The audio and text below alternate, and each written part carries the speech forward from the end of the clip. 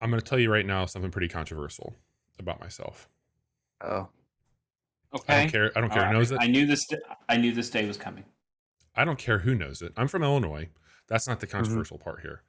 I think a Chicago style hot dog is fucking garbage. That's not controversial at all. That's just true. I love Chicago style hot dogs. Nobody cares, Johnny. You like to go to Chicago to buy books. Like you can't tell me other things I don't know.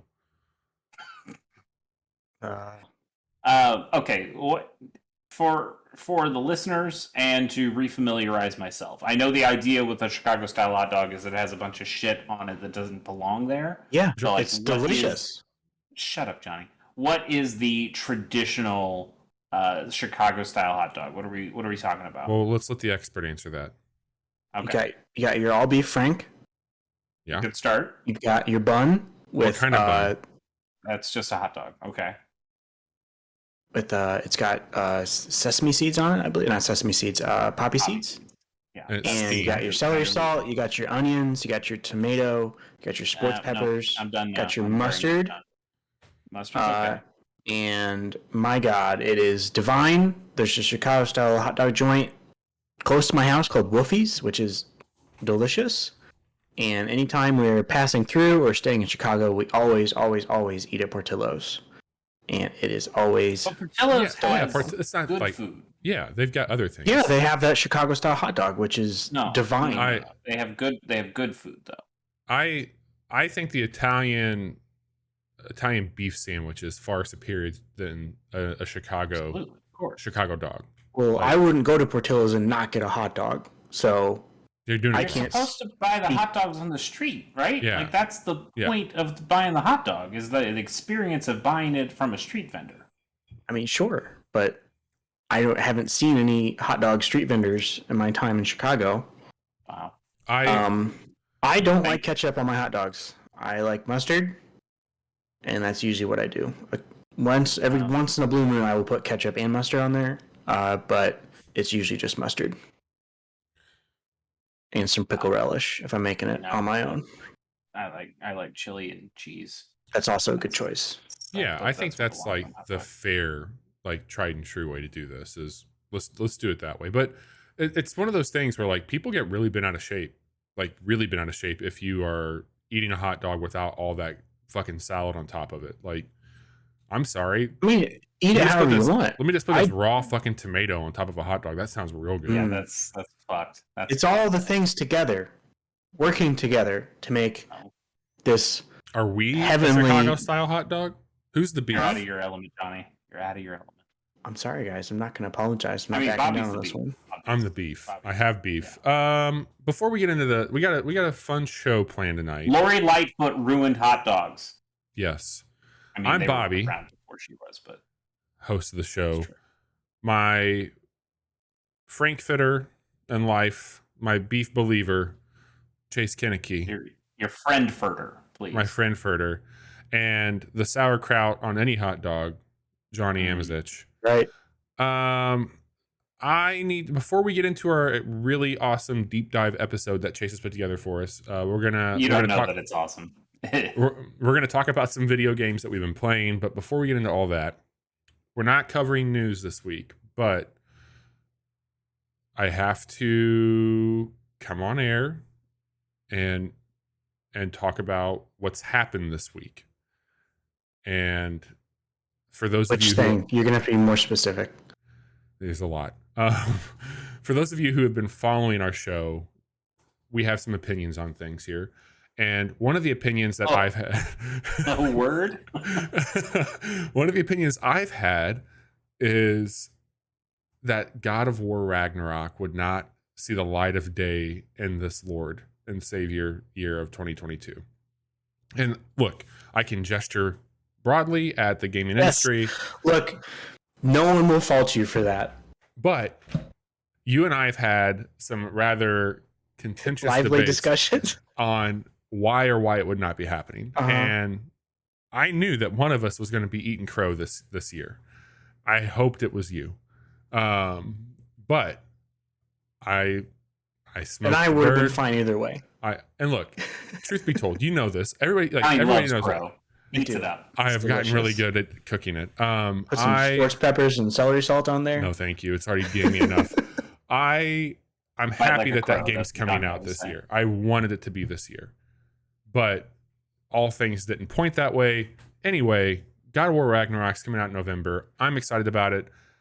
It was the most lackluster, fucking weird handling. Fucking announcement blog of- post. They announced the strongest way possible with a PlayStation blog post. What more do you want? It's so weird, man. odd. It's so weird because not only is it with the remaining exclusive for their platform this year, I think. Yeah, well, Forspoken but got pushed. It's fucking God of War. I mean, it dominated the news today. It got its Sure. complete own news day. And I maybe think that that's makes why they perfect did it because they knew Sure. we could just put a fucking Well, blog they post got, up and this will blow up. The Last of Us also. That's September. So they got September and then they got November. That's right. I mean, that's a remake of a 9-year-old game. And they did push back Forspoken, which wasn't like a first party, but I believe a console exclusive. At I least think at it is a launch. PlayStation exclusive. Yeah. Yeah, weird. It was weird, and then So they Johnny put out a CG trailer that's only like 35 seconds long. It's got a big wolf in it. does. I will say this: you are the better man here. You won the That's debate. not true. We all won. That's gonna cost you a lot of casual coins, Bobby. It is a lot. 250,000. Anyway, Yeah, I was beginning to think, okay, well maybe it's not going to happen this year. And then yeah, I think we even joked about like, what if they just put a fucking blog post up? and that's what they did. And that's what they did. That's what they did. And it came out the same day as the reviews for Thor: Love and Thunder. Yeah. So, Which- brand synergy.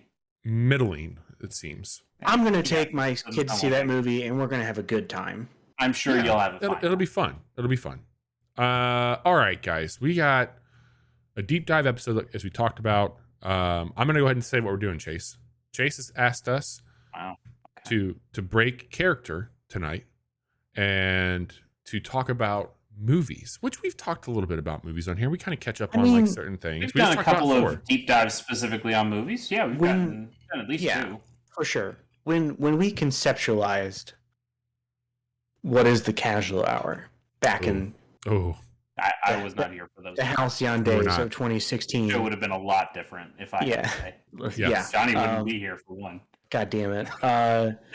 We said like we're going to talk about movies, we'll talk about music, and then pop it just culture podcast. yeah, it just kind of turned into just video games for the Yeah. most part. So I'm excited. Yeah. This was I had a more difficult time trying to find 10 movies I wanted to talk about than any of the top 10 lists I put together as long as we've been doing this for Game of the Year. I have no idea what.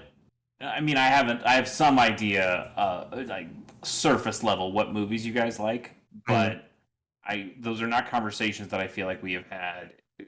Really digging into the we kinds do of talk a movies lot we about movies in Mhm. our yeah, chat. but it's always like current day movies, or Yeah. it's like the same three movies that we always reference. Like that's Yeah. our position, and I'd like to explore that a little bit and see what else might dig up.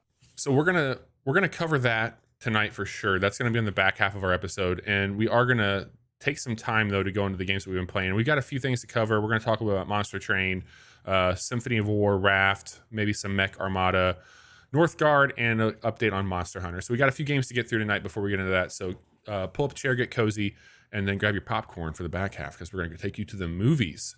But let's get to the good shit first. And by good shit, maybe best shit. Some of our favorite shit. Very, very, very, very, very good shit, which is Monster Train. Chase, I'm so happy that we streamed this the other night. Oh, me too. Yeah, I mean, we were looking for something else to stream on Casual Mondays, our Monday show that you can come and join us 10:30 p.m. Central Time on twitch.tv/thecasual hour. Ooh. It's a great time. You can ask Bobby what anime is. You can peruse all of our fun chat rewards. Good time. But yeah, we played Monster Train a couple weeks ago, and it reminded me, Monster Train fucking rules. It's so Yeah. good. It's so good. And I decided I needed to play more Monster Train. I actually realized, and I think it's because a lot of my Monster Train time has been watching you play Monster Train or backseat driving as you play Monster Train. I hadn't even unlocked all of the clans, Damn. tribes, decks, whatever you want to call it, in the game on my Switch version. Which again plays beautifully. If you want to play Monster Train, the PC version is probably the way to go. But the Switch version plays like a dream, and I have no problem with it. Where I do have major problems with a lot of other deck They did builders, a roguelikes, very good other job games like that. realizing that platform for sure. Yeah. And it just plays again, great. if that's your only way to play Monster Train, you're not even missing out. You're having a great experience with it, and you should play it. Like everybody should play that game. What is that last clan called? So like Wax, The Melting Remnant. yeah. The Melting Remnant. Yes. Good name. I had not played with them before. I wanted to give them a shot, and when I unlocked them, because I was doing the first thing I tried to do was replicate our Hellhorned Umbra deck. It was a nasty build. It was so good. I couldn't quite make something as nasty, but I made something pretty nasty, and it was a hell of a lot of fun. And then after that run was when I unlocked this new one, the Melting Remnant, who are handle based. That's the melting. Do you feel? Can I ask you a quick question on this? So you Yeah, talk a lot go about your other podcast, Gamers on the Go. You talk about the format you use is really evergreen, and I'm envious because I think that is just one of the absolute best ways to go. And I look at a lot of these games that we talk about that like aren't exactly the same, but I would put in a category. We got our Fights in Tight Spaces, we've got our Into the Breaches, we've got Slay the Spire, and now we've got Monster Train. Out of all those games, I personally feel that there's an evergreen quality to Monster Train on like how that can really shake out in comparison to some of these other games. You might catch a good card, you might get like into a good flow of combat, but the elements of like here you are trying to chase this fucking build we had and you stumble into something else with it. There's an evergreen quality to Monster Train that I don't think is in other games as well. Yeah, I guess I'm with you. I think you have a few different kinds of subgenres within that. I mean, you have your roguelike deck builders for sure, that Monster Train and Fights in Tight Spaces and Slay the Spire go into. Inscription also would go in there. But there is definitely a difference on the amount of randomness you get in a lot of these games. Yep. I would say when you think about a roguelike like Spelunky, Spelunky runs feel pretty similar moment to moment. Yep. You have a very core amount of things that you can do. Sure, you'll get some items that can change the run a little bit, or if you get like a really broken item like the shotgun or the jetpack or the teleporter, yeah, your run can feel kind of different, but even those things are relatively rare in how you get them, except I guess the shotgun. You can pretty easily get a shotgun in there. And then you have games that go, fuck it, we'll let you go crazy. And that is something closer to like Binding of Isaac. And I think that really does hit on that evergreen quality that you're talking about, Bobby. Because if I ever go and I play Binding of Isaac, or if I play Risk of Rain, either one of them, or I play Monster Train, the combinations get so different and feel so different that every time you play, it is like a new experience. It is that evergreen quality where when I'm playing Into the Breach, I kind of know what I'm getting into because I'm playing as a specific team. Yeah. And for the most part, that team functions the way it functions. And I'm going to do a couple of things that add on to that. And I still love Into the Breach. It's still probably my favorite roguelike of any of them. Yeah. Very excited. You might get different upgrades for your units per run. Right. But if I'm using the Rusting Hulks, you know what to expect. Yeah. I mean, that game does have an ability to randomize the units that you get in there, but that's also not necessarily the way I would play that game all the time. Whereas Monster Train, it is, you might get like the same core card, but that card is going to be upgraded wildly differently between runs and also have a lot of different supporting cards that will change the way that your strategy will go and the way that you play those cards and take those cards. And yeah, I think you're spot on with that. There's a freshness to playing Monster Train that I don't feel that I get when I play. I mean, Play the Spire is probably somewhere in the middle. Like you definitely do function. Those decks definitely do function pretty similarly at the very beginning, and for the most part, you're probably playing with the same core ideas run to run. Yeah, But there is but some randomness to that. yeah, the order in which you get those abilities, some just don't ever show up, especially like the items. Like you can get a really broken run in that game for sure. Yeah, I think I'd say like Vampire Survivors and 20 Minutes Till Dawn also have that similar vibe.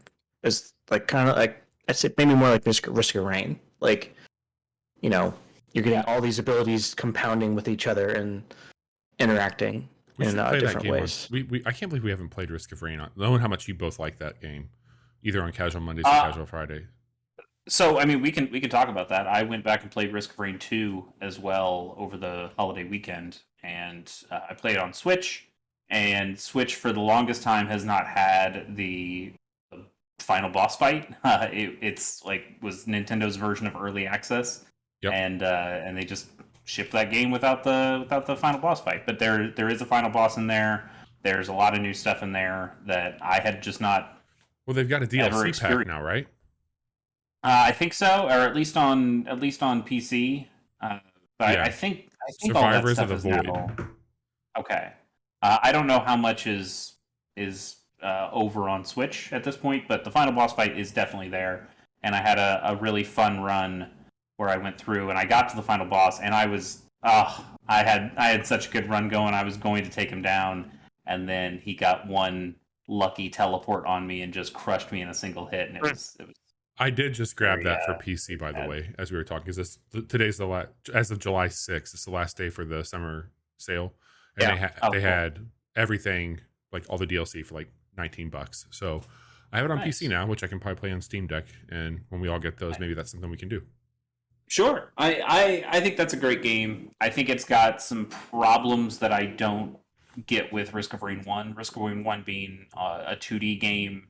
It felt a little easier to navigate and find the portals to get you to the next realm. Would you call that like one of your favorite games?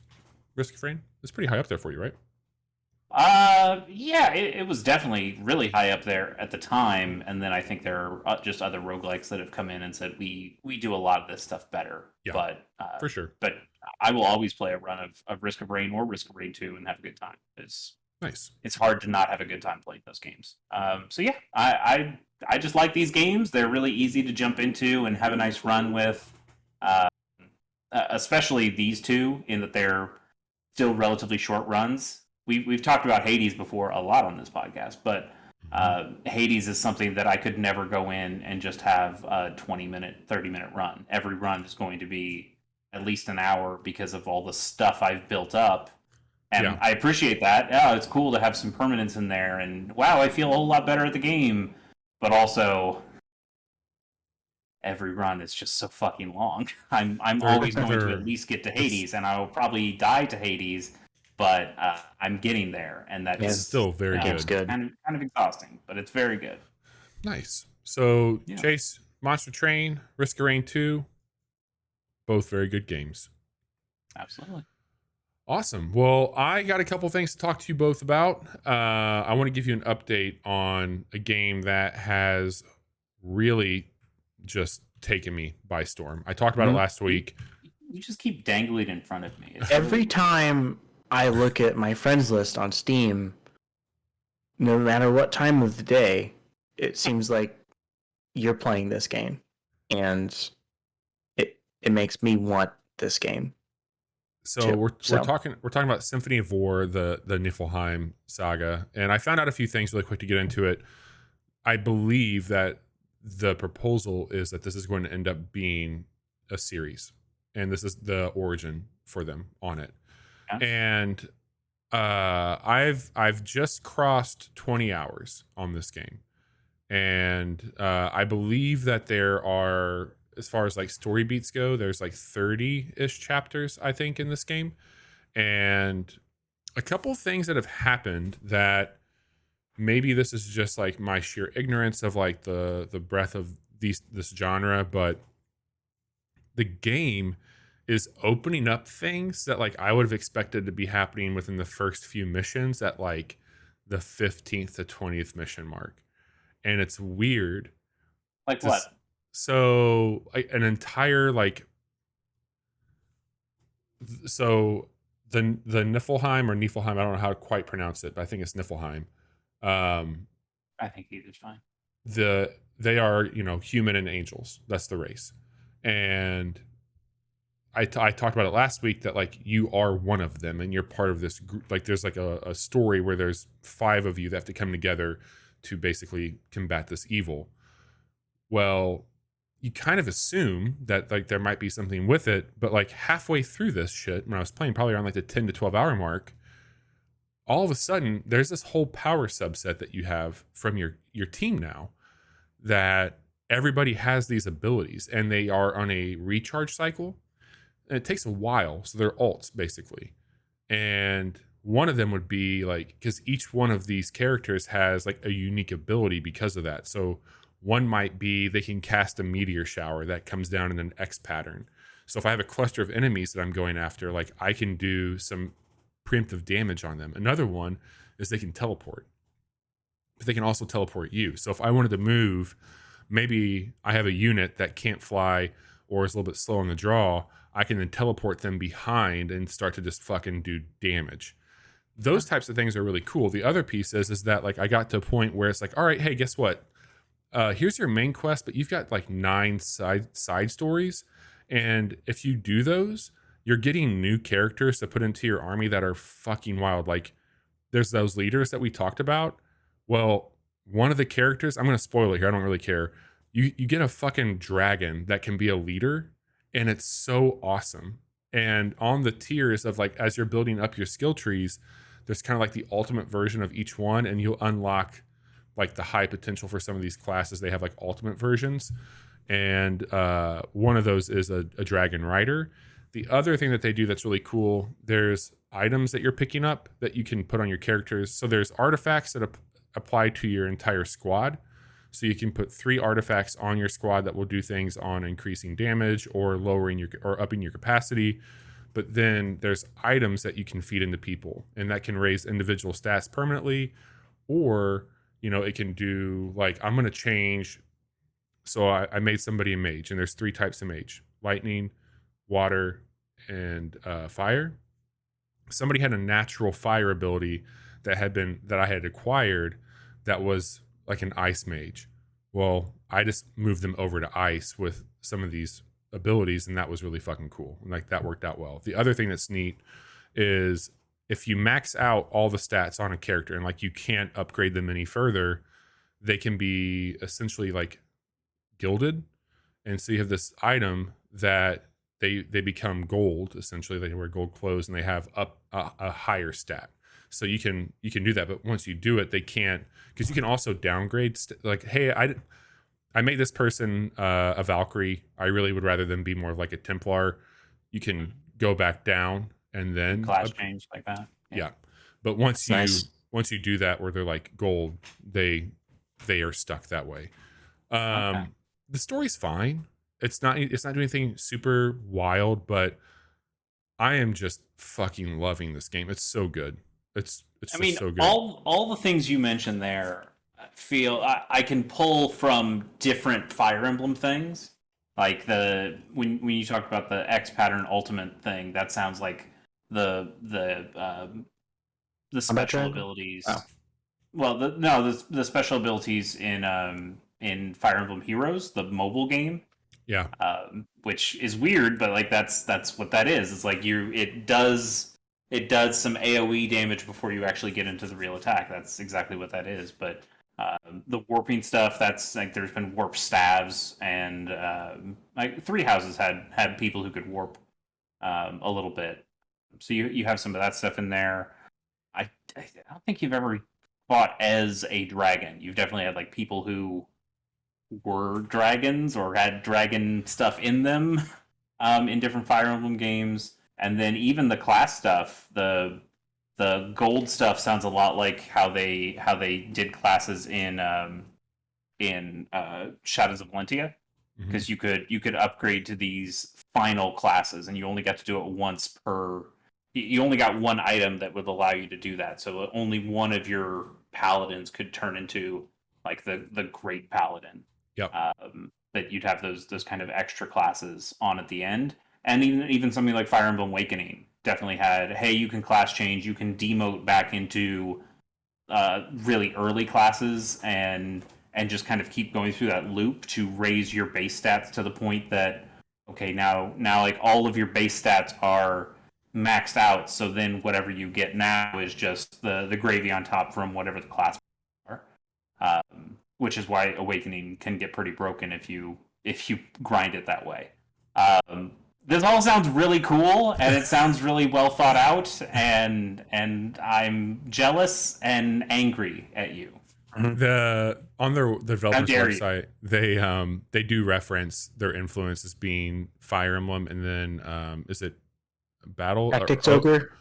What Ogre Battles or Tactics Ogre? Yeah, Tactics Ogre probably makes more sense than Ogre. Yeah, they reference those two games as like what really influenced it. But the other thing I'll call out here, and this is not to salt the wound, but this is just like to kind of highlight it. I would say 18 of those hours I've put in on the Steam Deck, and it just feels right to play it that way. I've played it on my computer, but playing it in handheld just feels really good. Like that's the way to do it. Yeah, playing it on your second PC, that's really where it feels right. Really just for the maximum fuck Chase and Johnny. I get it.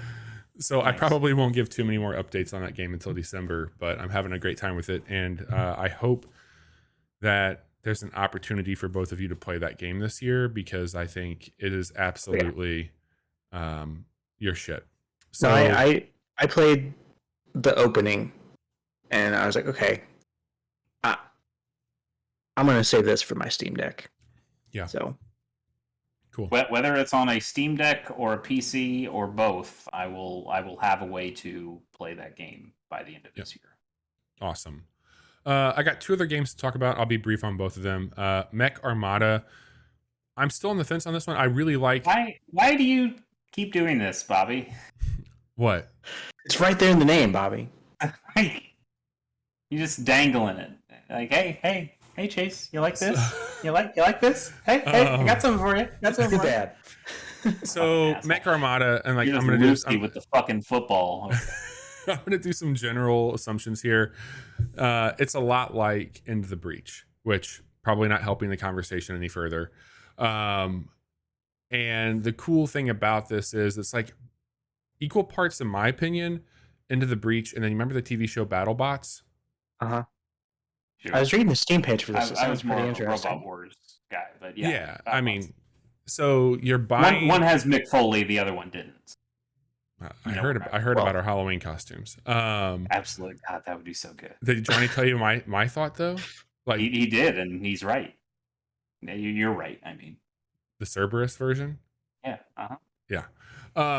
So the Mech Armada, you are fighting an insect colony as robots, which is Into the Breach, and it's a grid-based, turn-based tactics game. You are acquiring parts, and one of the mechanics, kind of the gimmick of this game, is that you spawn on the battlefield, and you can build out and customize 3 parts of each mech, and you're upgrading better and better versions of that, from Gatling guns to missiles to tread to bipedal type or bipedal, whatever, hiking robots, whatever they're going to be doing. It's fine. It feels a little slow, and it's like animations, which it's got kind of a realistic look to it. Like it's trying to do some stuff graphically that, like, I think if it leaned in a bit more on that kind of pixel art that Into the Breaches, I understand why they're not. It's cool. It also has kind of the branching paths you would choose, like a Slay the Spire, just like a run-based game, which it is a roguelike. I should preface that as well. I dig it. Like you know exactly what this game is. I want to put a little bit more time in it. It would be a pretty good Monday night game for us, I think, to just fuck around with and explore a bit more of what it can be. But I think there's some potential here for it, for sure. Like it seems pretty much like one of those games. It's a known quantity, but if you're looking to scratch an itch, at least for the next few weeks before the new DLC comes out for a certain game, this might be a good way to get your sea legs back.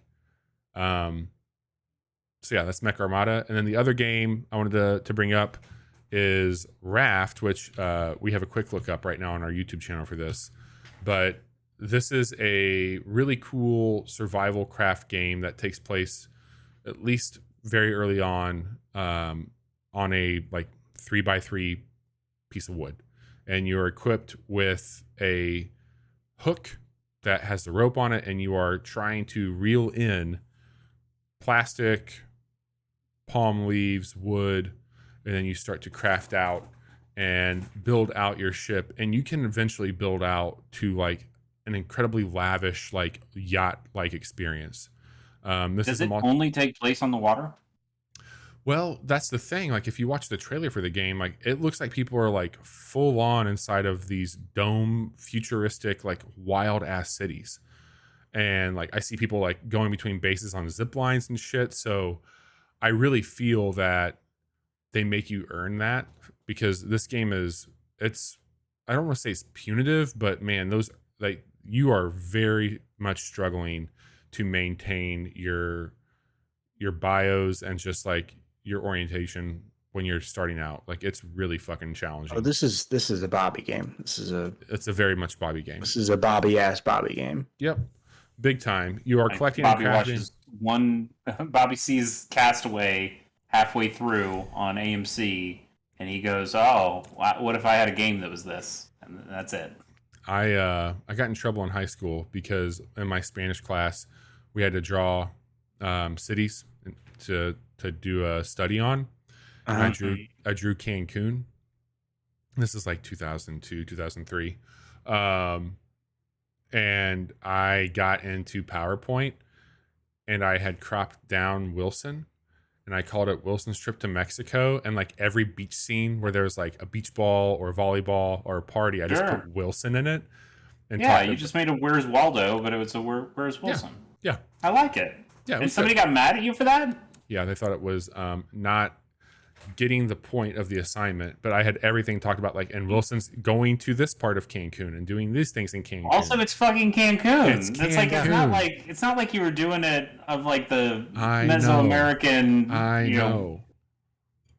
Anyway, okay. That's real dumb. Teachers. Raft is cool. It's hard as hell. After I recorded the quick look, I kept playing, and I crossed over a threshold. I found an island that had some really crazy like radio frequency towers and some interesting blueprints there. So I think that I'm like crossing an edge and going to end up really liking that game, but it's challenging, and it's blown up. Like, people like, that game is huge on Steam. People love these fucking kinds of games. I don't understand how people keep jumping into these, but they keep doing it. This came out on June 20th. Yep. It already has 160,000 reviews. Yeah. Well, 93%. To be fair, that game was in early access since 2018. Oh, okay. So this also seems like something like popular YouTubers would have played and blew up real big that way. Yeah. That's awesome, though. Good for them. Yeah. I would love to play it with somebody. I think that would make life a lot easier. But again, like, you have to be a special type of sicko to play a game like this. And it was extremely funny to me watching your solo quick look, just going, it'd be fun if somebody played this with me. Yeah. Johnny and Chase won't do it. And you're like, yeah, you're goddamn right. Yeah, I know exactly. No fucking way am I going to do this. I know. I wouldn't even be on the quick look with you. I called it out. Like, there's no way they would. But like, all I want is like, can I just have somebody fucking keep an eye on the shark while I'm trying to like get fish and water? Like, all I want to do is eat and drink, and I got this fucking shark. Like, I just need somebody to help out here. So, and some of the reviews call that out. They're like, hey, this game's really fun if you have a group of people. It's a bit grueling if you're by yourself. And I'm here to tell you, if you are a sicko, play this game. Speaking of sickos. Oh. I've been playing a lot of two games, one of which over the last couple of weeks, one of which in the last 24 hours. So Monster Hunter Rise had a big expansion come out. Real sicko to play that. You do. just a disgusting deviant. And we've talked ad nauseum about Monster Hunter Rise. Oh, we I have. think this expansion is fantastic. It's very good. Bobby, do you concur? You do. Great. I do. Yeah, I'm having a great time with it. We played. I will tell you this. No, okay. You have to have Monster played the game to offer an opinion on this matter. Monster Sorry, Hunter Well, Rise Sunbreak. Not sure. Monster Hunter's never been better. Yeah, it's so good. I love can't the. imagine that's true. Well, let me say this: if you're talking about like traditional Monster Hunter, not stories, if you're talking solely on the Monster Hunter franchise, in that sense, I think this is the absolute best mechanically, quality of life wise, the game has ever been. This Sunbreak specifically has like added in some substantially convenient ways to play the game. Yeah. Okay. I get that. I guess. I have no dog in this fight. No Palamute in this fight. Ooh, nice. But I feel like so many people were disappointed when they saw Rise coming off of World, and maybe that's just a graphics thing. I think, yeah. I mean, because it was built for the Switch, That was and a bummer for so people. People knew that there would be compromises made, but The People Switch hate sucks. Switch. It sucks. But Yeah, right. mechanically speaking, it is.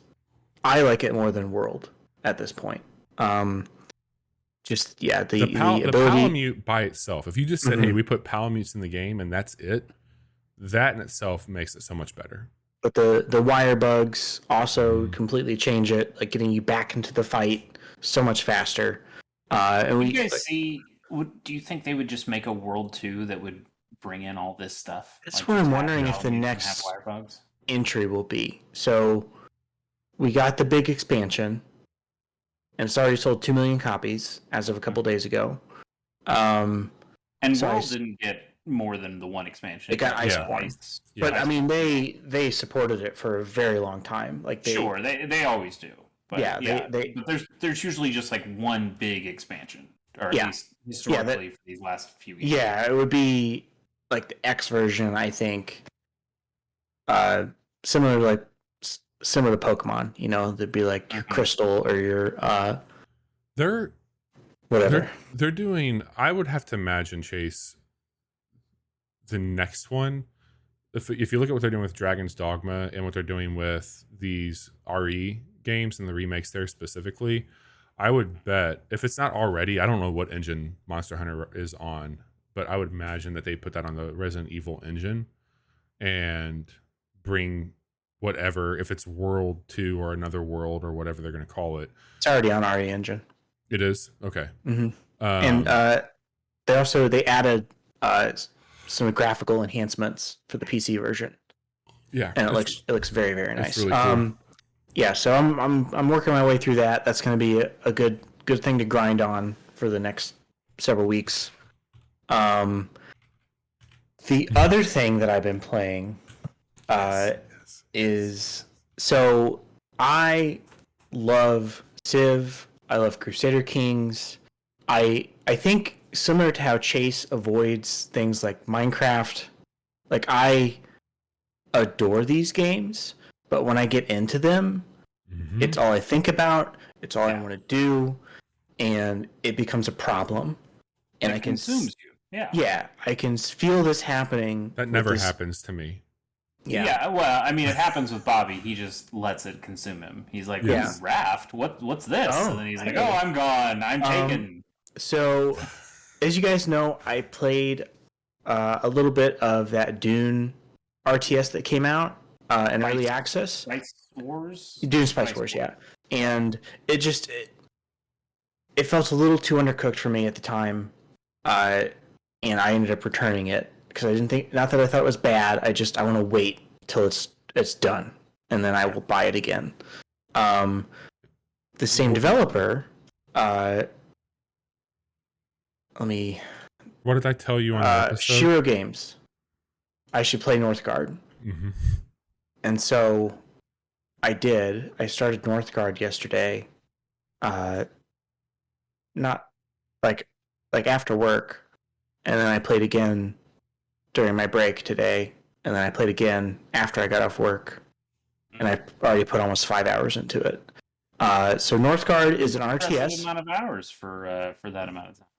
Yeah, Northgard is an RTS where you are controlling a clan of Vikings, exploring this continent of Northgard, and like a game like Civ, there are other clans also exploring this map. And like Civ, you can adjust the size of the map, you can adjust the difficulty. I don't think it gets as fine tuned as you can get with Civ, but I never really go in and tinker with that stuff anyway.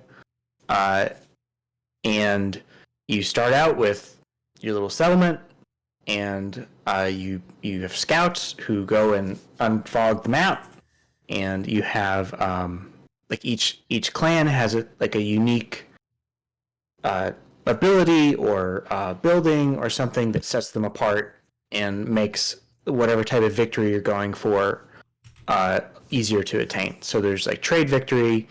There's the martial one, which is where you conquer all the other ones, and then I think the other one is for lore, which I guess would be like a cultural victory, like you'd have in Civ.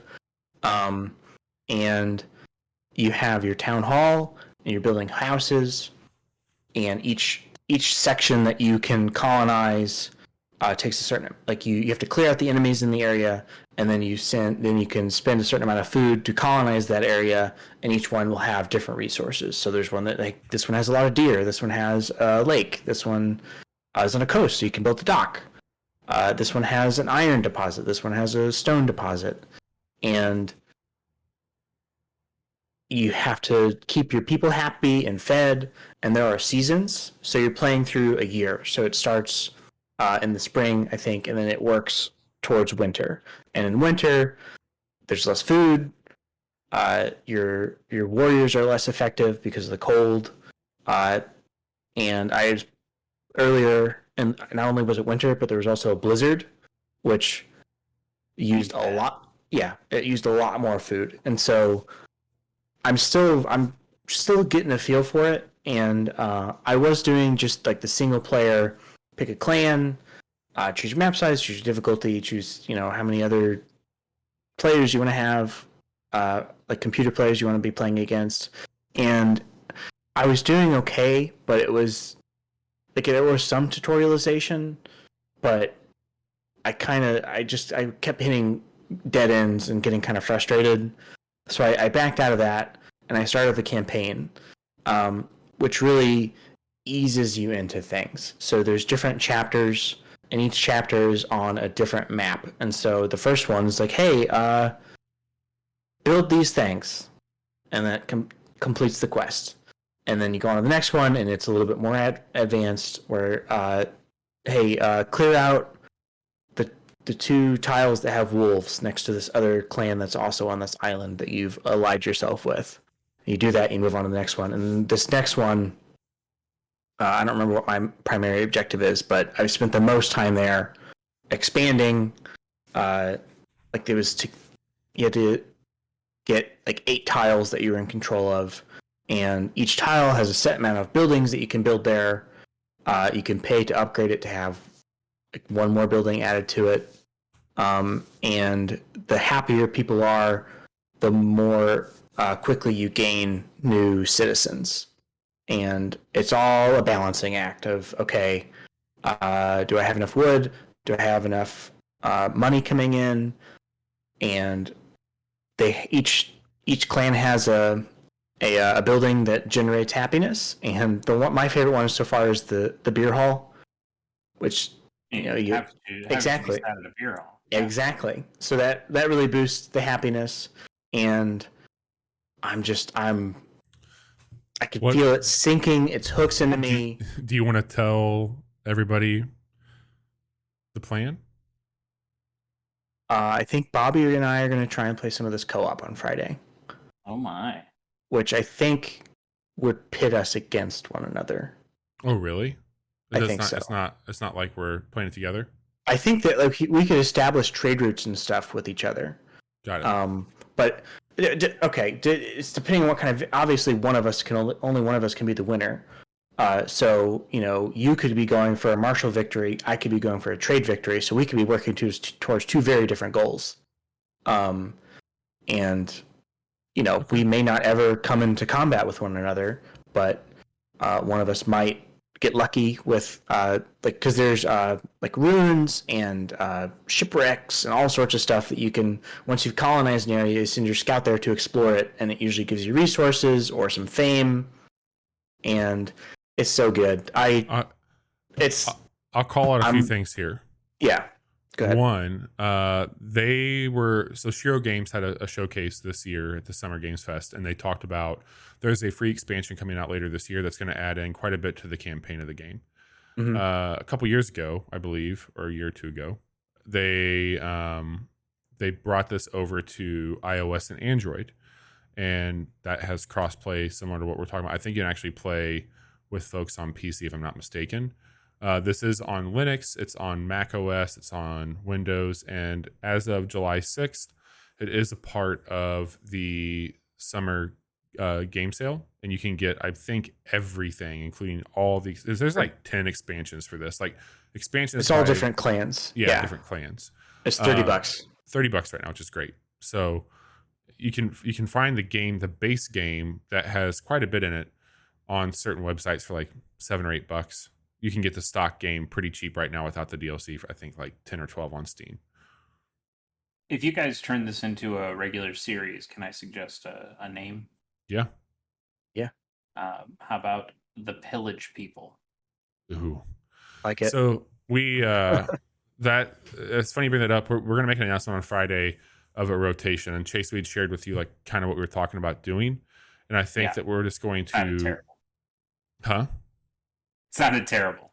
Why? There's a lot of Monster Hunter on that list. Oh yeah.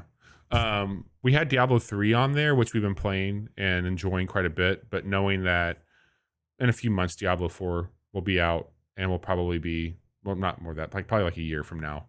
But anyway, we thought it would be okay to maybe pause on Diablo for now and slot in Northgard and rotate Deep Rock, rotate Northgard, Satisfactory, and Monster Hunter on like a weekly basis. And so we are going to be playing Northgard and checking that out, which I'm excited to have a reason to go into it. I have not played it on an iPad, but I have played a little bit on PC, and it's a fun game. Like I could see the appeal to it for sure. And on Mondays, we're still planning on playing good games, right? Yeah, I think we're playing some pretty good games on Friday too, though. Yeah. Yeah.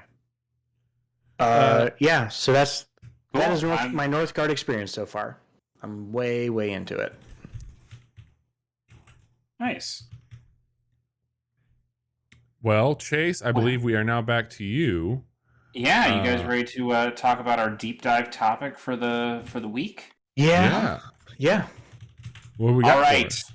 So again, for people who are just joining us, or for if you forgot, as we talked about video games for about an hour there, we are a video games podcast. It makes sense, right? But sometimes we want to talk about other stuff. And lately, I've just been kind of curious of what movies you guys like. Because again, we've talked about movies pretty generally, but I don't feel like we've really had many conversations about the movies that we like, especially not like our top 10 movies. Yeah. That was the deep dive here. I wanted people to come in, bring their list of top 10 movies. Because we talk a lot about the stuff of the day, which ends up being Marvel movies a lot of the time, because there's always another fucking Marvel movie coming, so it just ends up dominating the conversation. But there are a lot more movies than just Marvel movies. I don't know if that's a controversial take, but I would like to hear what some other movies that you guys like are. So I asked you all to make a top 10 list. I also made one of my own. Okay. And how do you want to do before this? we get So I think I want everyone to go down their lists individually.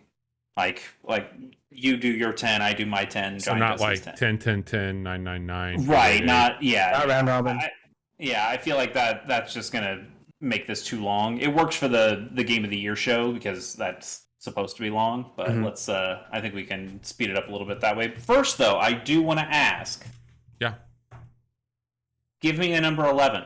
Let's just each go around and go like, hey, you had to make a top 10. what was something that you felt bad didn't make your 10, but you also like a lot? It doesn't have to be your actual 11, but just give me an honorable mention. What missed the cut just barely? Johnny, why don't you start us off? Indiana Jones and the Last Crusade. Okay. Any particular reason why? I rewatched Raiders and Last Crusade, Mm-hmm. and I still absolutely love those movies. But they just So another one might have made the list, and then the other one was just edged out. no, or... that one is my favorite. Okay. Nice. Bobby? Hereditary. Okay. Barely got cut. Yeah. It also got edged out on my list as well. I know none of us like horror games, Mm-hmm. or we're not particularly moved by horror games, but horror movies, is that something you guys get into? It depends. I don't. It's not like my favorite. Like I don't like lose myself to it, but when one hits, it hits incredibly hard for me, and like there's at least two there's one that I would say that like could be considered like horror, not really horror. It's like I love supernatural stuff, and I don't really care for like slasher flicks as much. Like I'll watch them, they're fine, but Hereditary, like physically, like it almost made me ill watching it, and it just like it was the same feeling I had, like the same level of like fucked up after finishing The Last of Us, both 1 and 2, like how it just kind of sits in the pit of your stomach for a bit, and you're just left like processing. Yeah. Like not because I was scared, but because of like that movie's more about like the fucked up thing that like on a zoomed out level for a family, and like the weight of what happens there. And it's absolutely like a mastercraft of a film. It's a masterpiece in my opinion. Top tier performances, but it really fucked with me in a bad way. And like I would even say like if you're not in a really great headspace, like probably don't watch that movie because it will just fucking destroy you. It's rough. I would agree with that. Cool. I'm just as much of a little baby when it comes to horror movies as I am to horror games. That's not something you'll find. Like there is one that I guess you could kind of say is technically a horror movie on my list. Yeah, but not really. For What's your 11? me, so I kind of have two. It's really just one. But 2007 was, I think, the first year that I really thought about movies in a more critical way, other than just like watching what was ever, other than just like watching whatever was out at the time and just being kind of cool with whatever. I kind of started paying more attention to movies then, and I think it really is because of two films that happened in 2007. One of them is No Country for Old Men. Yep. Which I enjoyed quite a bit. I had liked the Coens before that. It is not even my favorite Coen Brothers film, but it's a movie I just really liked a lot. It's a movie that I watched and then went, I want to read the book of that, which is also fantastic. The book is great, if lacking in punctuation. Cormac McCarthy, you son of a bitch. Yep. But I did really enjoy the film. And then the other one is There Will Be Blood. And both of those movies, like that was the first time I watched the Oscars and gave a shit who won. And I don't remember which one. I think There Will Be Blood won, if I'm not mistaken. That sounds right. But I also really liked There Will Be Blood. I've abandoned my boy. Drinking milkshakes, abandoning boys. It was a great time all around. Yep. Manolo, man. And those two movies, I think, really, really smirked. Like, oh, maybe I should actually start caring about these things. And then very quickly after, I went, fuck the Oscars. You guys just accidentally ran into two very good movies in 2007 that I was really hyped for. But other than that, you guys kind of fucking suck at this. Yep. Anyway, that's cool. I'm liking this already. I'm having a good time. So, who wants to do their list first? I'll go. Okay, I'm very interested to know Bobby's list because I feel like there's a part of me that has you completely pegged. Like knows like I can name at least half the movies on your list without even thinking. I I kind of have no idea about Johnny, and I'm really hoping. I'm not hoping. I'm really interested to see if I'm right or if you're going to surprise me, because I kind of I would love to be surprised. But I would also love to be I've spot on always because I been like being right. very much into movies. Video games has always been like my medium for sure. I struggled to like make a list here, and like what I was really struggling with was like, what is nostalgia and like what is character building for me when I think about like Sure. what defined like a long-term taste versus like, hey, this is a fondness. And so like there's some stuff here that I could have put a bunch of shit from like childhood that like really shaped me, but like this is my list today and I reserve the right to change it. But this is, I feel very very pretty good about it. So I'm gonna go from 10 up, if that's okay with you guys.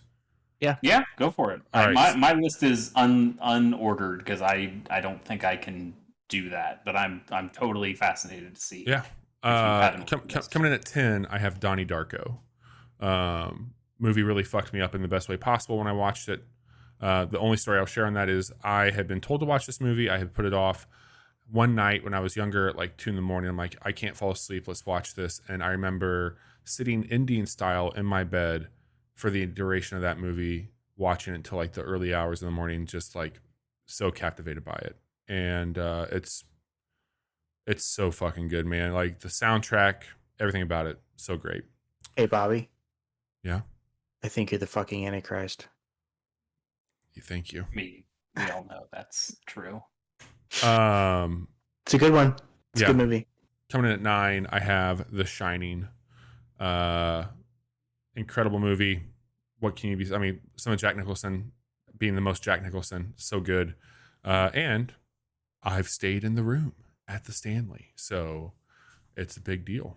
That's true. That's true fandom right there.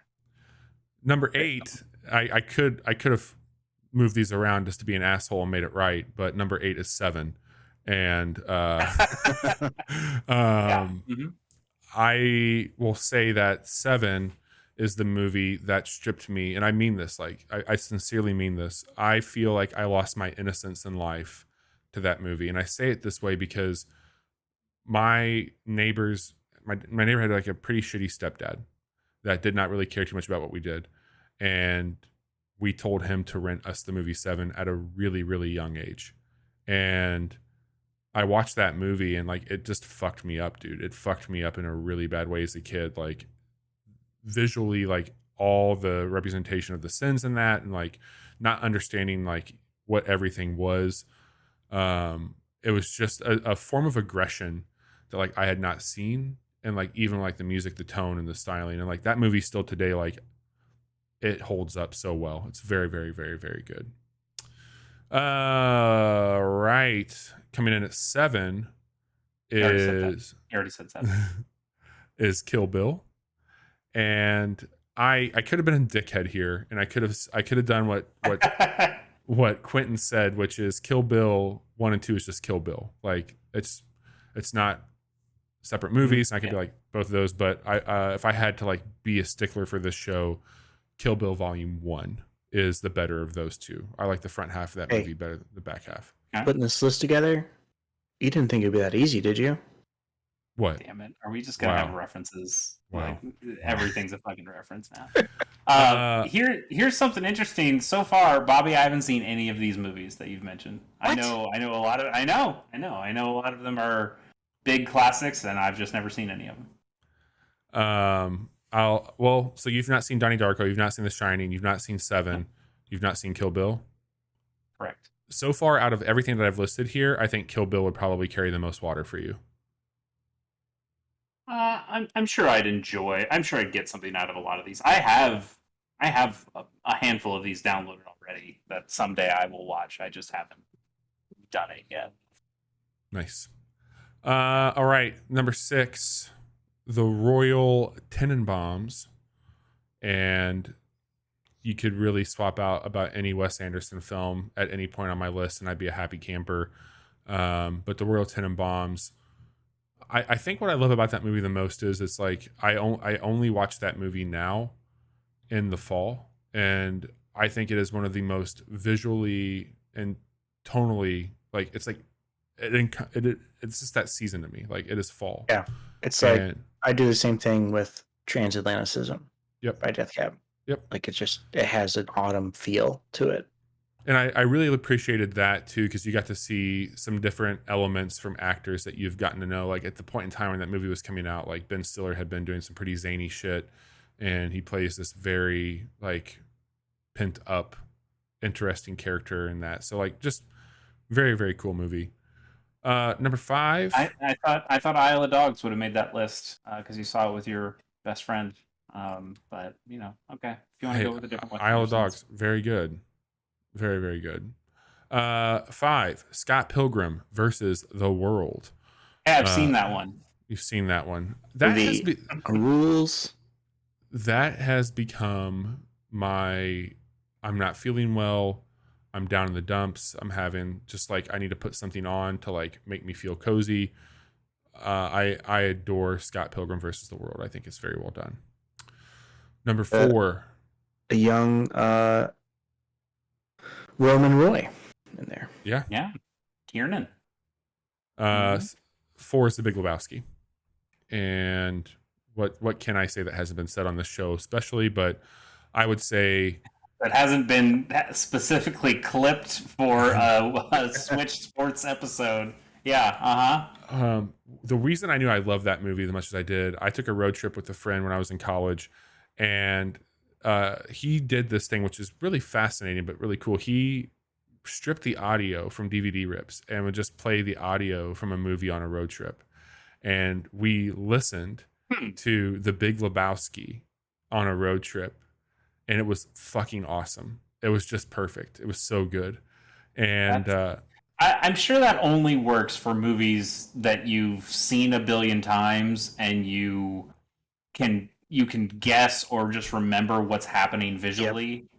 Yep. Just by hearing the audio. But I mean, if you're going to take the audio out of a single movie, I think that'd be a pretty good one, being how quotable it is. Yeah, Yes. It was great.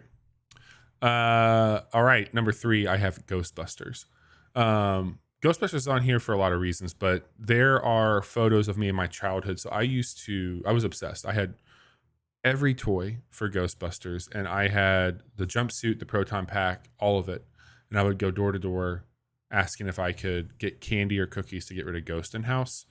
And I just I have such a fondness for this. I think some of my humor at a really young age was kind of shaped by just the way that they interact with each other and how that plays out. It's far from a perfect movie, but it's perfect to me. And I absolutely love Ghostbusters.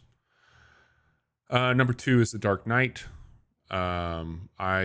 I have a very large Joker tattoo on my body from this. I think that this was an interesting thing, in a period where we hadn't really got near the MCU at that point in time, and knowing that the Batman series had gone through some really highs and some severe lows. What are you talking about? It's crazy if you think about it's like a Michael Mann movie. It's like Heat, but it's easy that you can kind of forget that you're watching a superhero movie at any given time on this, and just that's Nolan, man. I think Heath Ledger's Joker is still to date my favorite performance I've seen in a movie. I think it's just I was enthralled every time he was on the screen.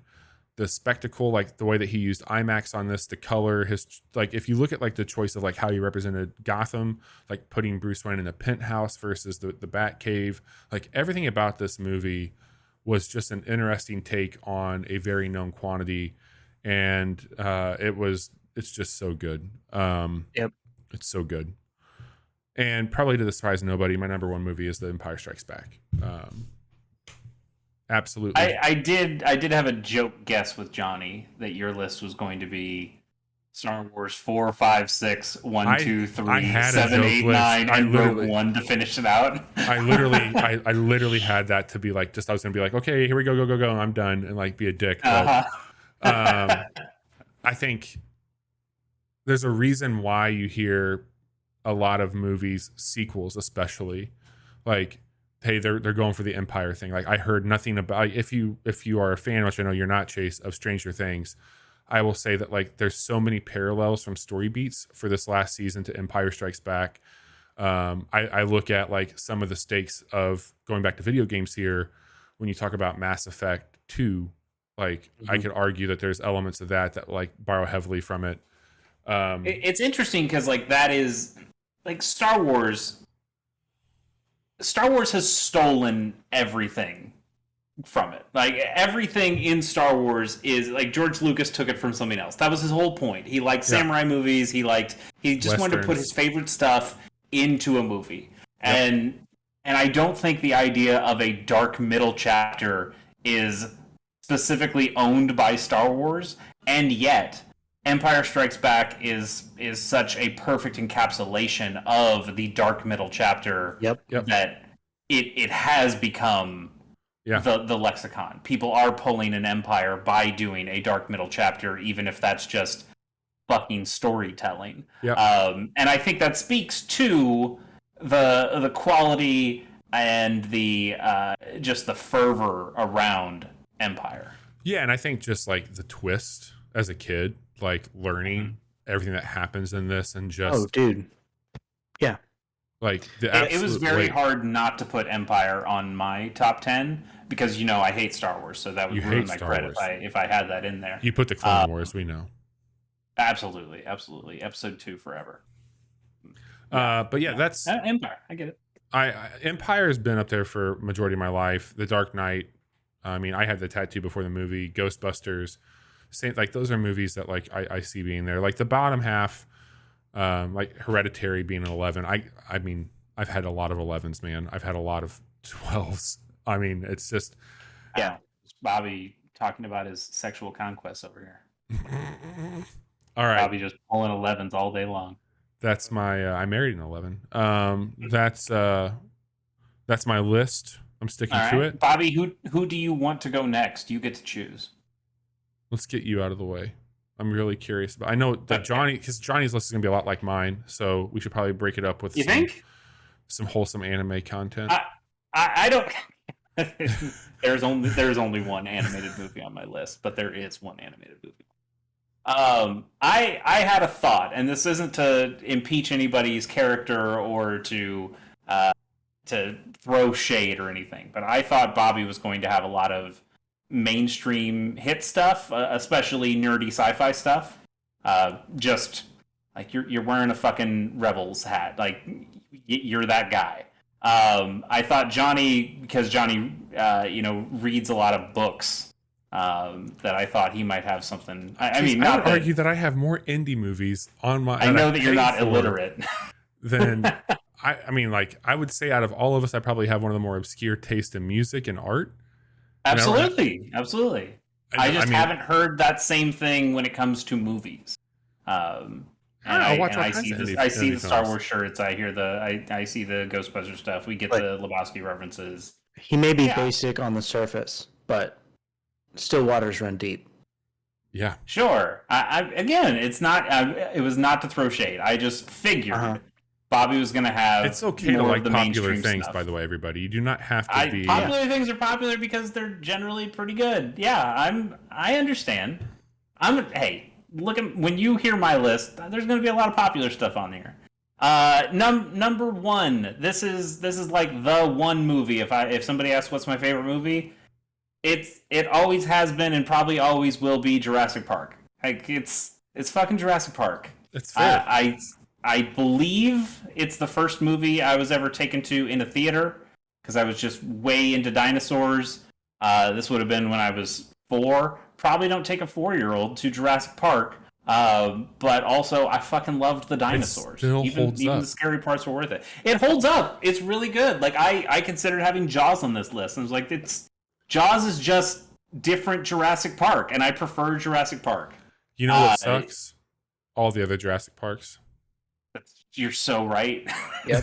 I kind of like The Lost World, and every other movie is terrible. Is absolutely god awful. I have not seen Jurassic World Evolution yet. Is that the newest one?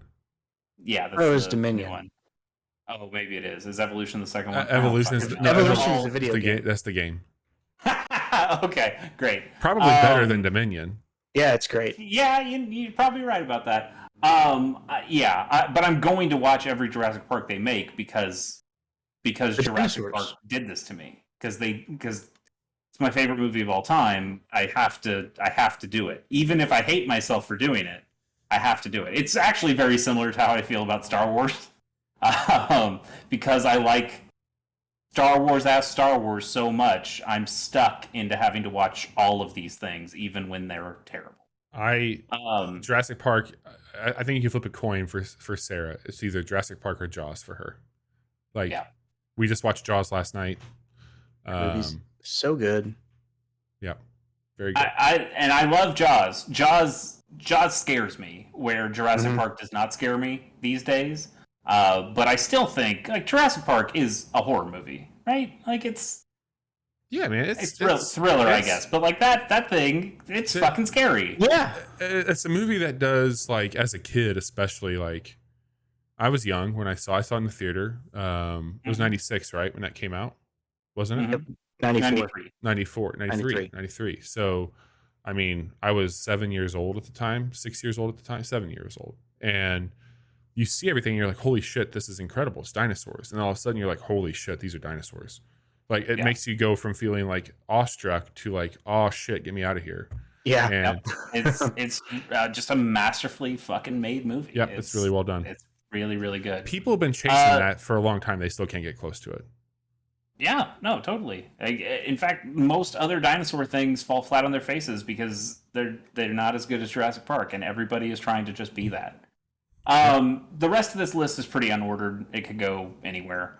But my next one is Easy A from 2010. This is the Emma Stone movie.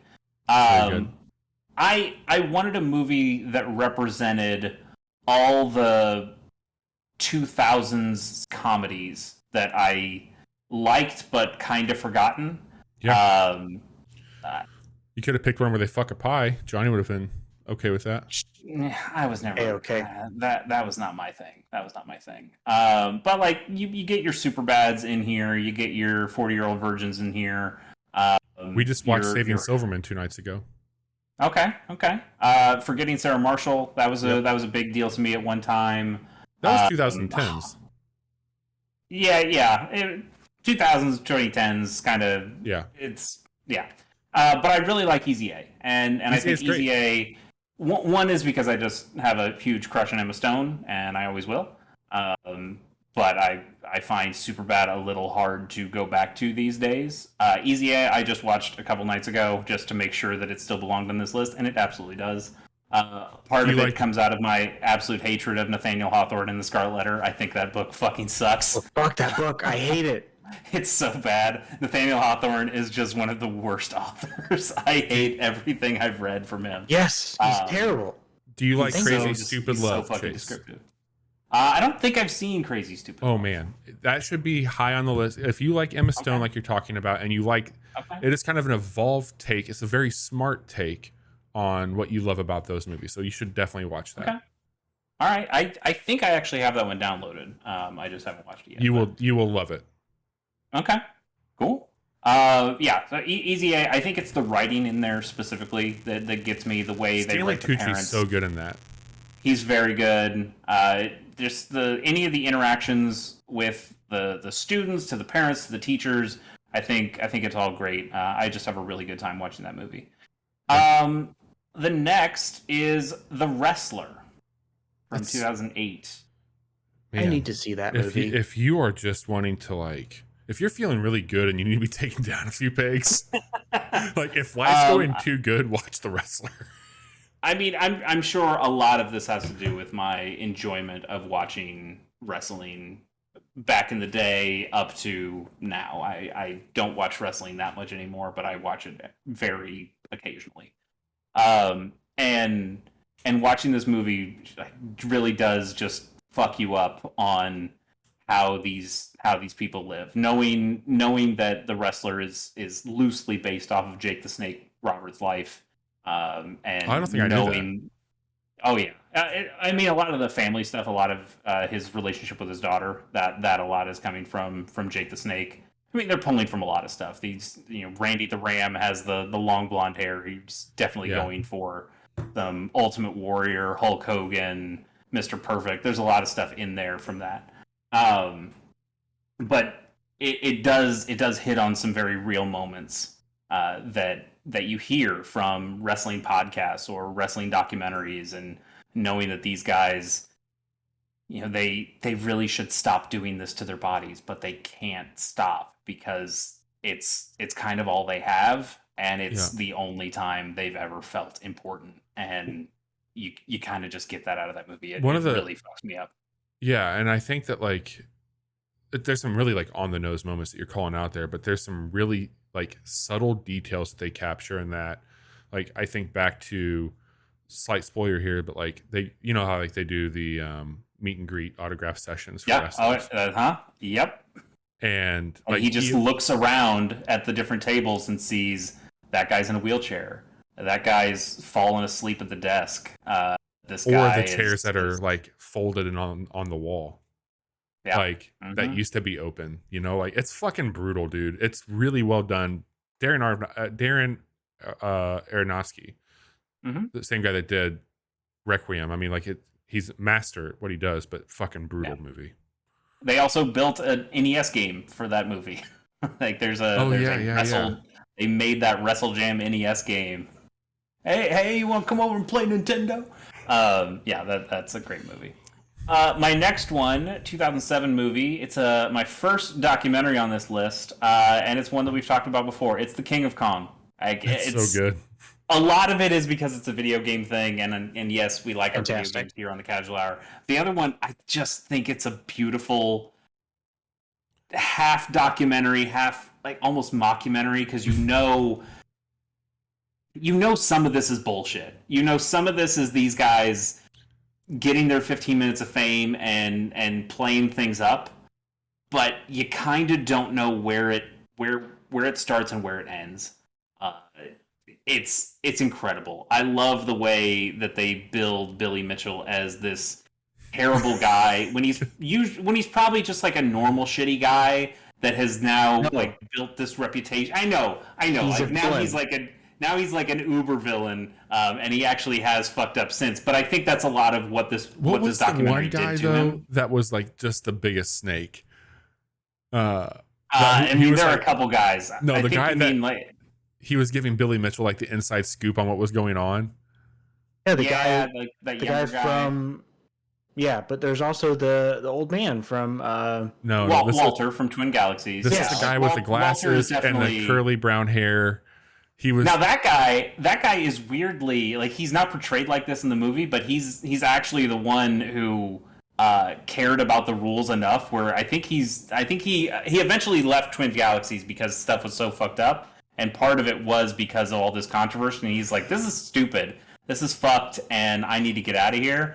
He is kind of portrayed villainously in the movie, but he is apparently not a bad guy. It's a great documentary. I absolutely love it. It has been it's made obsolete now when you think about, like, there's no what's the guy's name? Is he a plastic surgeon? The guy who just came and crushed everybody's records after the movie came out. I don't know. I forgot his name. But he came in and he annihilated everything, and then like the record's gone back and forth a bunch of times. And none of the records talked about in this movie matter anymore, but it's still just an amazing thing. I really, really love it. Next on the list is Moneyball from 2011. I've got this weird thing with Aaron Sorkin where I like his stuff, even if I think his stuff is pretty fucking terrible. That dude knows how to write characters and how to write dialogue. And he just has some really dumb politics, which makes a lot of his political stuff really hard to take. I like The West Wing, but The West Wing is comical to me. I like The Newsroom, but The Newsroom is hilarious how terrible it is. I like Aaron Sorkin best when he's talking about something that is not political or is getting further away from the politics because he's so bad at them. So a movie where he just talks about how baseball works is right up my alley. Like he can't fuck it up as much as he usually can. Yep. And I just have a really good time with Moneyball. I think Brad Pitt does a great job in it, and Jonah Hill also is solid in it. And also, I love baseball, and I like this idea of this Moneyball, of this small ball that was being played back in that time from a historical perspective, and I just really enjoy everything that movie Have does. you heard of a movie called A League of Their Own, Chase? I have. I actually haven't seen A League of Their Own, but I would like to. Oh, I should know. fix that.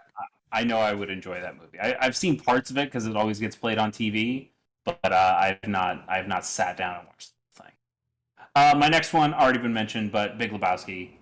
It's I tried to put any other Coen Brothers movie on this list, and I just couldn't. I just couldn't, Yep. in good conscience, not put Big Lebowski on here.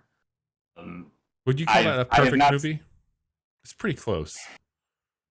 It's pretty close. I think there are a couple parts that drag a little It bit. runs a little long.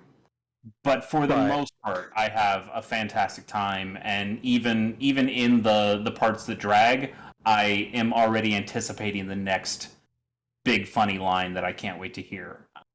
It's very, very good. I mean, I have enjoyed every Coen Brothers movie I've seen. I have not seen them all. That is something I want to fix someday, is to watch them all. But I just don't think anything is going to beat Big Lebowski in their catalog. It's just too good. And also I love Jeff Bridges. I just Yeah, he's love great. that man. I have a man crush on him. My next one is my first and only animated movie. It's Nausicaa of the Valley of the Wind. It's not exactly a Ghibli movie. It was the movie that a studio that became Ghibli made before they were Ghibli. But it is a Miyazaki film. I just think it's really good. I think it's really well animated. I like the characters. I really like the big bugs that are set up as the antagonists. Patrick Stewart does a voice in the dub. Oh, cool. It's a really good movie. I would like to read the manga at some point, because the manga goes way further than the movie. Like, the movie is only, I think, halfway, or maybe not even halfway into the whole story that is in the manga. So I'd like to read the manga someday and get the full story. But I really like Nausicaa of the Valley of the Wind. Nice. 3 more to go here. The next one is another documentary. It's one I watched in my documentary film class in college, which was just like a fun blow-off class, and it ended up being a lot more fun than I even anticipated. It's The Thin Blue Line, which is an Errol Morris documentary from '88. True crime has become a genre of thing that a lot of people like, and I don't think, and I don't think The Thin Blue Line necessarily invented true crime, but I think it very much popularized it. In like this is a movie about a guy who gets pretty fucking framed for a murder of a police officer, and it just shows about how the police fuck up, and how they cover that fuck up. Yep. And how the justice system is kind of broken. It is pretty clear that one guy didn't do this murder and this other guy absolutely did. And it's just a bunch of interviews with people saying why they just trying to hide that truth from you. Have you watched any of the documentaries on the West Memphis 3? I have not. I think you That's would. super fucked too. Yeah. Very Yeah. fucked. I'm sure I'd like that. The other thing that I really like about this movie, though, is because it is Errol Morris, one of the things that he employs, and the reason we watched it in that documentary film class, is it employs a lot of reenactments. And that the whole point of that movie is that they are rebuilding the scene and kind of showing you how impossible it would be for this one guy to have done what they say he did. And a lot of it is just made on a soundstage where you see like this the lady cop who is supposed to have this milkshake, you see the milkshake fly across this black screen, and it's very hokey, but it's hokey in a really profound way, and it definitely influenced the show Unsolved Mysteries. If you watch Unsolved Mysteries and you just see how they reenact everything in that show, that is all because Errol Morris made this movie, and somebody's like, "Oh, what if we made a show that just did that?" It's very fascinating. There was some interesting stuff about how that influences bias in the documentarian that we were learning in the class, and all that stuff is interesting. But I think the movie, if you just watched it on its own, is really good. If you like true crime stuff, I think Thin Blue Line is probably pretty simplistic because it is a pretty early example of this stuff, but it's really, really good. The next movie on the list is also kind of about how our justice system is broken, and that is 12 Angry Men. This is the 1957 version. Okay. It's a really fucking good movie. I like gimmick style stuff. I like bottle episodes in television shows where they kind of keep the sets down to a minimum. Like, hey, it's an episode where we just need to like keep the costs down, so we really limit a lot of the stuff that's going on in the show. And this movie feels like a bottle episode of a movie because it is about 12 jurors. They're in the jury room, they're in the deliberations, and it really the whole movie takes place in here. There's like a tiny bit at the beginning and end where they're not in there, but for the most part it's just these 12 dudes, and they're talking about this one kid who's on death row, and they have to decide whether he's guilty or innocent. And all but one are convinced that he's guilty, and the last guy is like, I don't know either way, I just think we should talk about it because like this is a kid's life, and we can't just spend 5 minutes and all just let this guy die without having a conversation. And slowly he kind of breaks down everybody's arguments until they all end up acquitting him. It's a 1950s movie. All these guys are extremely white and extremely male, and it feels weird compared to our current justice system, and yet it also feels exactly like our current justice system, where you see 11 of these 12 dudes who are ready to just take whatever the prosecution has given them and say, yep, our job is done, let's just convict this guy to die. It's like Aaron Sorkin wants to write this movie and he can't because his politics are so bad. But he tries every time. Isn't that the 97 version? I think that's the 97 remake with Jack Lemmon. It says he's in the 57 version. Is it? Okay. I'll believe you. Huh. And then my last one is also the newest movie on this list, and that is 2014's Whiplash. I like the J.K. Simmons.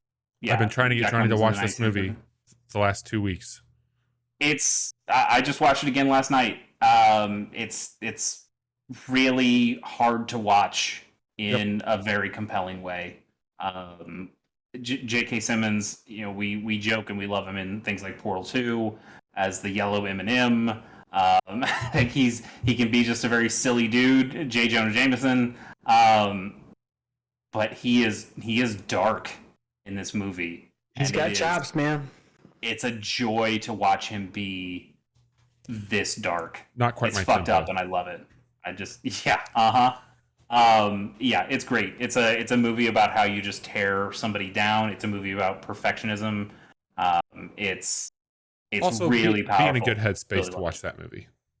Yeah, definitely. It'll make you feel bad about the things that you care about. It's good. All right. Sorry, John. I know I took a lot of time. I mispronounce a word on this show. Oh no. I want you to think of me as Miles Teller and Chase as JK, because that's exactly how it is. Okay. That's fair. Yep. Okay.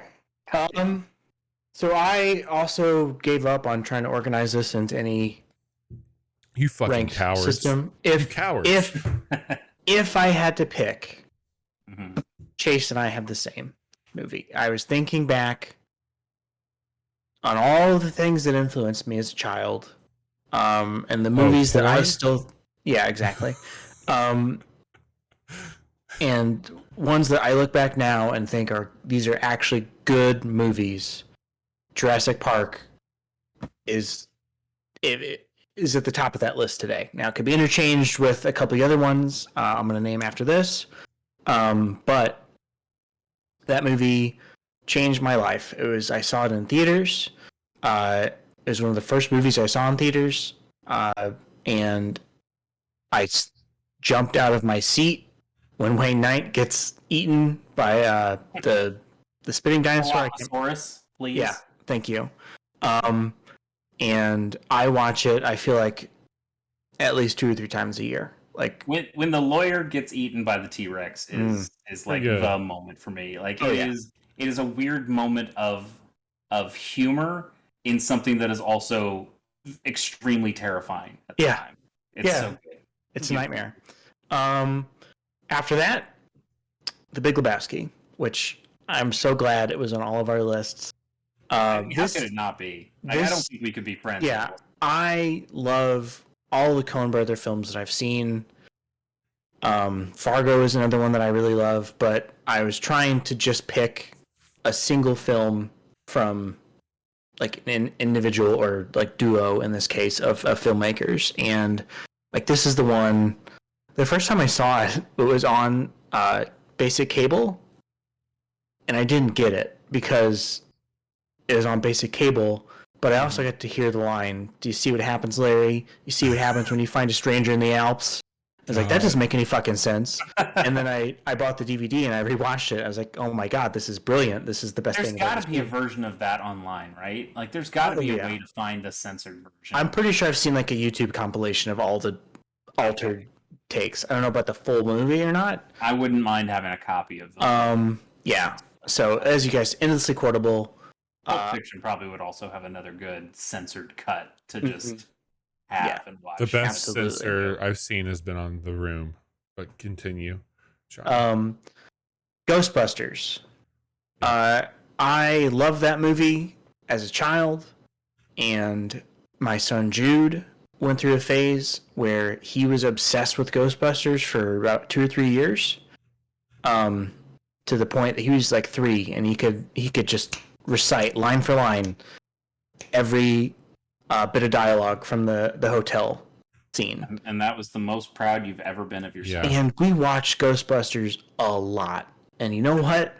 I never really time every time. Yeah. I really never got tired of it. In fact, it rekindled my love of Ghostbusters. After that, Lord of the Rings is a single story. That's what J.R.R. Tolkien says. It's a single book. Just much like Kill Bill, it is a singular story. Sure. If I had to pick one... Kill Bill doesn't take nearly as long to watch. I know. I know that Return of the King is objectively the better film. Two Towers is my favorite. The Dark Middle chapter. The Empire. Yes, the Empire version. You've got... when I read the book... Fucking love Treebeard. I love the Ents. I fell in love with that world and all those characters. And you get to see the Ents storming Isengard. You get to see Helm's Deep. You get to see Gandalf come in at the last moment to save everybody. You've got nobody tosses toss me, don't tell the elf. That only counts as one. Or no, that's in Return of the King. I'm getting it mixed up. Anyway, I love this movie. I put it on anytime I'm sick. I will put on. Yeah, by the time it's over, the sickness has run its course. Exactly. Yeah. I love it so much. It's so good. The Empire Strikes Back, which is about as perfect as Star Wars has ever been, in my opinion. Monty Python and the Holy Grail. My mind was ripped in half the first time I saw this movie, and I was that annoying kid in high school that quoted it incessantly with my friends. And it's another one. I saw it when John Cleese came to town. They screened this movie and they had an interview with John Cleese, and it was one of the best nights of my life. And I love this movie. It makes me, it's like Lebowski. I laugh at all the lines that I've heard a million times.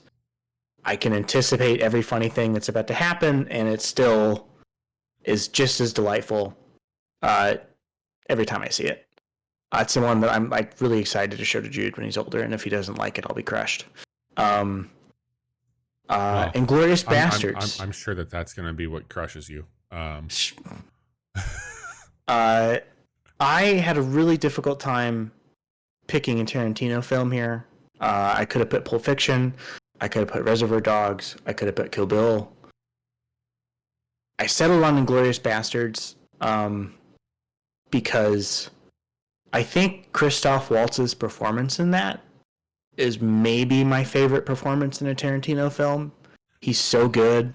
Also, I don't know if you noticed, there's been a rise of like our own brand of Nazis here in America, and there's just something extremely satisfying. I haven't seen anything like that. Just so good seeing them just kick the shit out of Nazis, and that movie's so good, so fun. Alien is next on my list. It's good. And Alien is, man, it's what a movie. I rewatched it late last year because I hadn't seen it in a while. Or I think it was the second or third time I've seen it, but it does it's so perfect at doing what it sets out to do. And even though the alien is in I forget what the collective amount of screen time it has is, but it's like minutes, yeah. Yeah. It's so effective, and right up until the end, it's just you never feel like you're safe. And I adore that movie. It's one of my absolute favorites. The Dark Knight, for all the same reasons that Bobby said. It's another movie I can put on anytime, watch it, love it. Heath Ledger is just so good, just steals every scene that he's in. And rounding out my list here, Mad Max Fury Road. It's a good one. It's really good. I love action movies, and I think this is probably the best action movie I've ever seen. Damn. It's up there. Yeah. I didn't see it in theaters. It was on HBO, and I decided to watch it one night 3-4 years ago, and I was completely captivated. It's just from the moment it begins to when it ends, it's so, the way it's shot, the freneticness of it, just the practical effects, the dude on the guitar, like it's so over the top, and so it's just so much, but it's the best at being so much. And I rewatched it the next night because I loved it so much. I've probably seen it at least like 3 or 4 more times since then. I snuck out of work with a couple of buddies to watch that movie. It was a good time. Yeah, if it ever gets re-released in theaters for some reason, I need to go see it because I missed out on it when it was on the big screen. I would like to see the do they call it, the black and chrome version? The one that's black and white, but I would like to see that version that came on like one of the DVDs or the Blu-rays. Yeah, it'd be kind of cool. Hell yes. Yeah, and my list was like almost 40 movies, and so you done good. Well, I know we want to wrap up here, but I do want to ask a question. Is there anything you were surprised that didn't make somebody else's list? Because I can go first here. I thought for sure that Bobby would have A Christmas Story on his. I know that movie means a lot to Bobby. I know, a holiday movie is probably a weird thing to put on your top 10, but I know that one means a lot to you. So good. It's on my short list. I figured it would have made the list, but I can understand seeing the movies that you put on there that it didn't. Yeah. I thought Chase would have had Spirited Away. I like Spirited Away. I felt like I had to put a Ghibli movie on here because there are actually very few anime movies I like outside of Ghibli. Spirited Away's pretty good. I think that's think the problem is that that one's just like too easy to say. And I really like a lot of the stuff that's going on in Nausicaa. Like it's a grander movie than Spirited Away is in terms of like war-y, epic-y story kind of stuff. But Spirited Away is really cool visually, absolutely. And I thought Johnny would have had Dunstan checks in on his. Sure, yeah. I thought he would have had Ace Ventura in there. Yeah. I love Ace Seems Ventura. like a very Johnny thing. This is fun. This was fun. This is good. I feel like I know you guys on a deeper level now. A deep dive cool. level. Wow. Well done. All right. You might as well wrap it up. It's not going to get better than that. No, not at all. Let's talk a little bit about what we've done or didn't do and what we plan on doing. So as you can see there, Monday we were going to check out Please Fix the Road on our stream, but your boy was tired and hot from a long weekend of holiday celebrations. So we took the night off and relaxed, and we think that you should do the same for yourself if you need it. On Tuesday, we put up that quick look of the raft. You can watch me do a little solo survival adventure. Tonight was a deep dive on all things movies. We talked about a few fun games too, though, while we were at it. Tomorrow, though, you can get a healthy dose of Please Fix the Road, arguably one of the prettier puzzle games we've played. Chase and I did our very best to fix the roads and had a really great time doing it. And we think that game's pretty cool.